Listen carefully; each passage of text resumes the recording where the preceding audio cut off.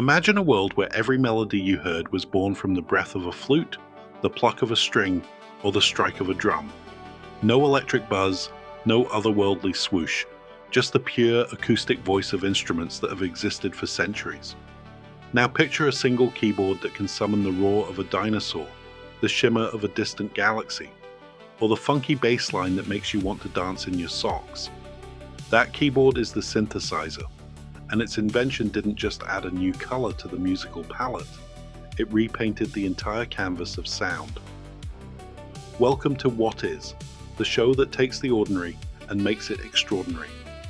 Today we're diving into the buzzing, beeping, sometimes baffling universe of synthesizers and how they change music forever. At its core, a synthesizer is an electronic instrument that generates audio signals through methods like subtractive, additive, FM, or wavetable synthesis, then shapes those signals with filters, envelopes, and modulators to create a staggering variety of timbres. Think of it as a musical Lego set.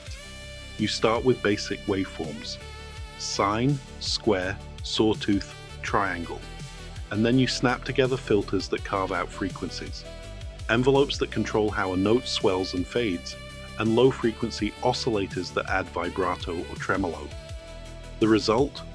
Anything from a warm analog pad that feels like a hug from a velvet cloud to a razor-sharp lead that could cut through a mix like a laser sword. Unlike a piano, which produces sound by striking strings, a synth creates sound from scratch, giving composers the power to invent noises that have never existed in nature.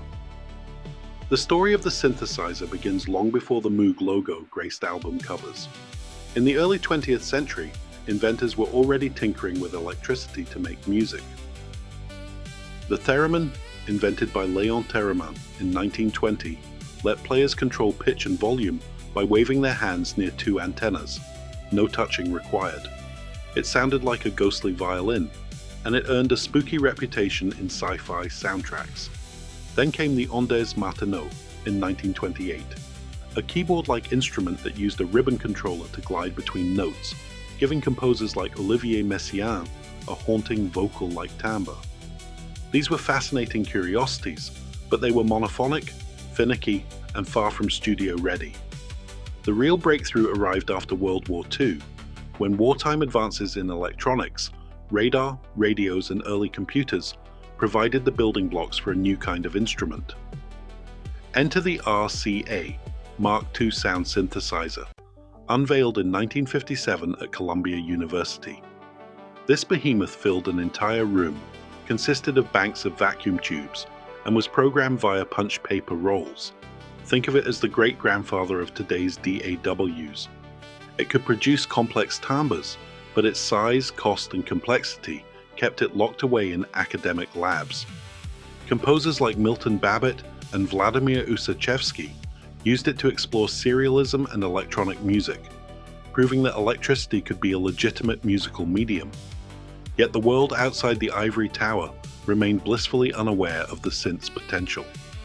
The stage was set for a more accessible, portable, and musician-friendly design, one that would bring synthesis out of the lab and onto the stage.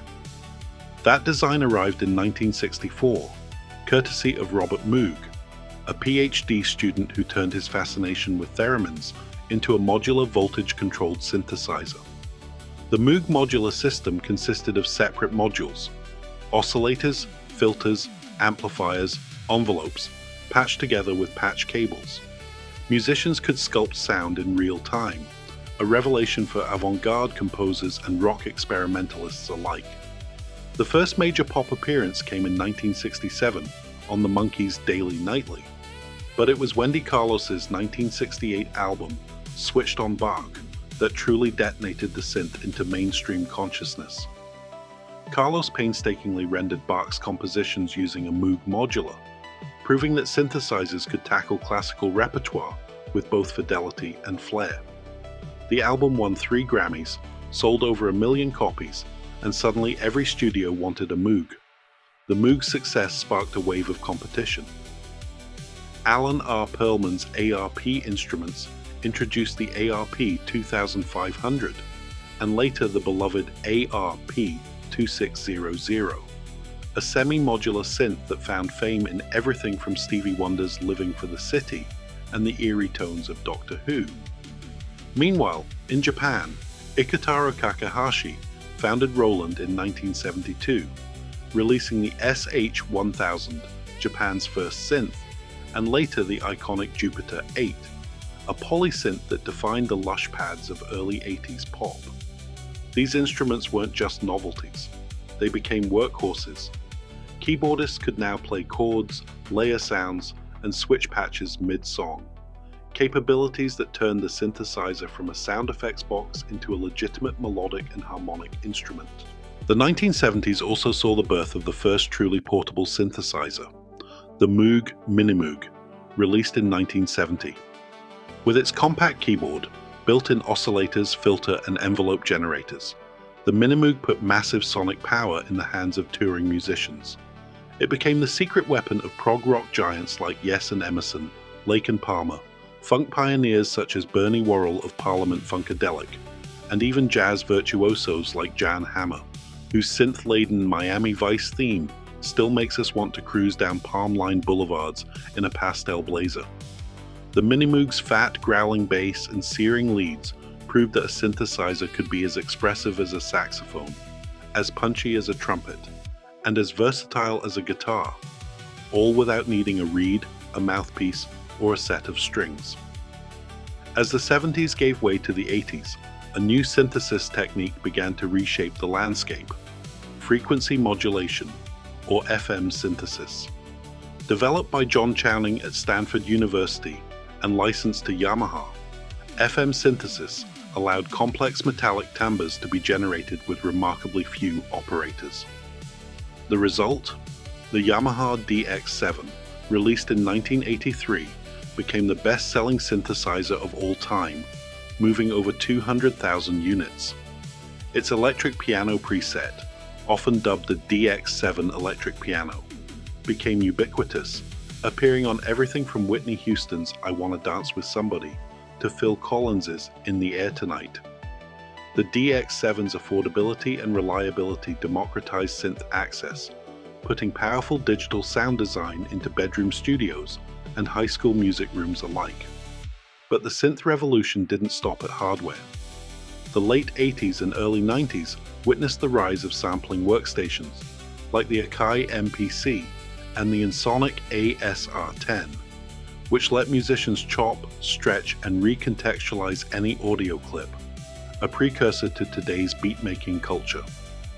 Yet the true game-changer arrived with the advent of powerful personal computers and software synthesizers. Programs like Rebirth RB338, which emulated the Roland TB303, TR808, and TR909. In the mid-90s, let producers craft acid house tracks without buying a single piece of hardware. Later, flagship soft synths, such as Native Instruments' Massive, Exfer Records' Serum, and Spectrasonics' Omnisphere, offered unprecedented sonic depth, modular flexibility, and preset libraries that could inspire entire genres. If you're enjoying this deep dive into the synth saga, smash that like button, drop a comment with your favorite synth-driven track, and subscribe for more What Is episodes, because the next big sound might be just a patch away. The impact of synthesizers on music is impossible to overstate. In progressive rock, synths added orchestral grandeur and futuristic textures. Think of the soaring leads in Rush's Tom Sawyer, or the atmospheric waves in Pink Floyd's Shine On You Crazy Diamond. In synthpop and new wave, bands like Depeche Mode, Duran Duran, and a-ha built entire identities around shimmering pads and catchy arpeggios, proving that a synth could be both the rhythm section and the lead vocalist. Hip-hop producers embraced the gritty analog bass of the Roland TB303 and the punchy hits of the TR808, crafting the backbone of tracks from Africa Bambaata's Planet Rock to Kanye West's Mercury. Electronic dance music, house, techno, trance, dubstep, owes its very existence to the synthesizer's ability to generate relentless, evolving timbres that keep crowds moving for hours. Even film scores have been transformed. Vangelis's blade-running synth textures in Blade Runner and Hans Zimmer's hybrid orchestral electronic scores in Inception show how synths can evoke emotion as powerfully as a full orchestra. Now let's sprinkle in a few comedic moments that remind us that even the most serious synth wizards have had their share of funny bone-tickling mishaps. Picture this. Wendy Carlos, after spending months painstakingly patching her Moog Modular for switched-on bark, accidentally left a patch cable loose during a live demo. The resulting sound was a bizarre honking noise that sounded like a goose trapped in a wind tunnel. She laughed, shrugged, and said, "Well, that's certainly not bark, but it's certainly something." Then there's the infamous tale of Kraftwerk's Ralf Hütter, who, during a 1978 TV appearance, tried to demonstrate the vocoder by speaking into it, while simultaneously sipping a cup of coffee. The vocoder, mistaking the coffee's gurgle for vocal input, turned his voice into a robotic baritone that sounded like a caffeinated Darth Vader. Audience members stared, bewildered, before erupting in applause for the unintentional comedy.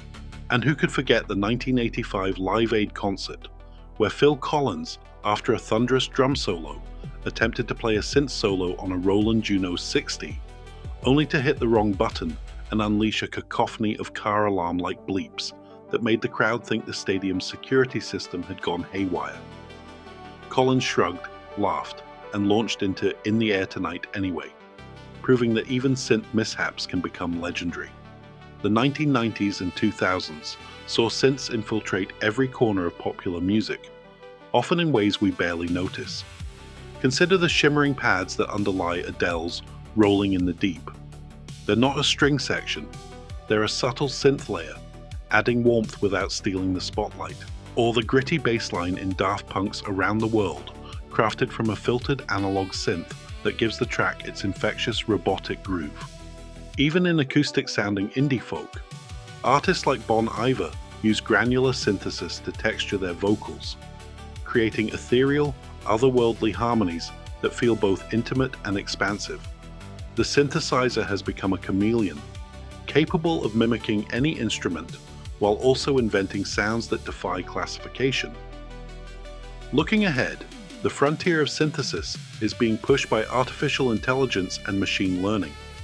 Platforms like Google's NSynth and OpenAI's MuseNet can generate entirely new timbres by learning from vast libraries of audio, suggesting a future where a composer might simply describe a mood, dark, cinematic, with a hint of metallic shimmer, and an AI synth will craft a custom patch in seconds.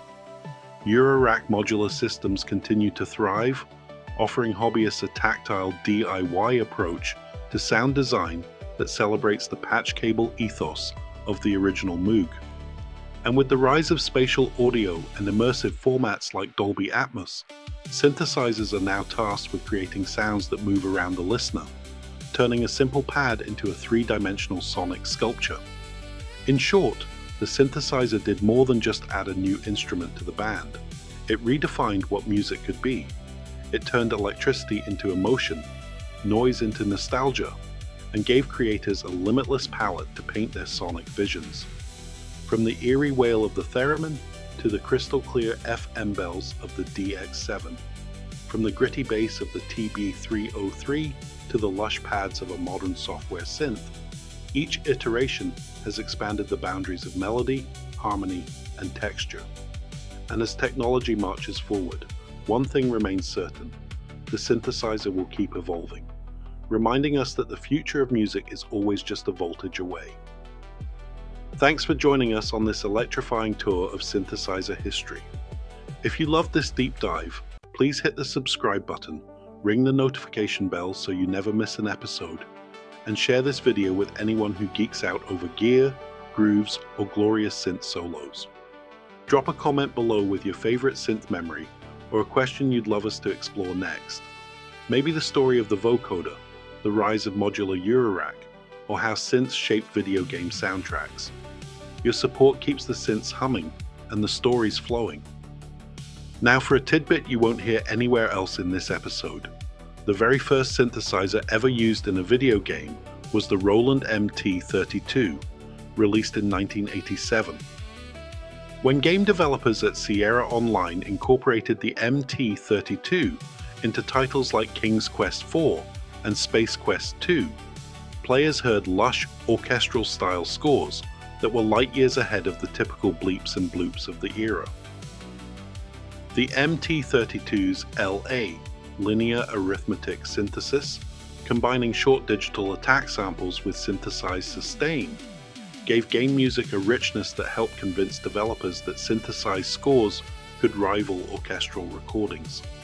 So the next time you hear a sweeping fantasy theme in a retro game, remember, it might just be a humble synth module working its magic behind the scenes. And that's a wrap on what is a synthesizer and how did it change music forever. Stay curious, stay creative, and keep those oscillators oscillating.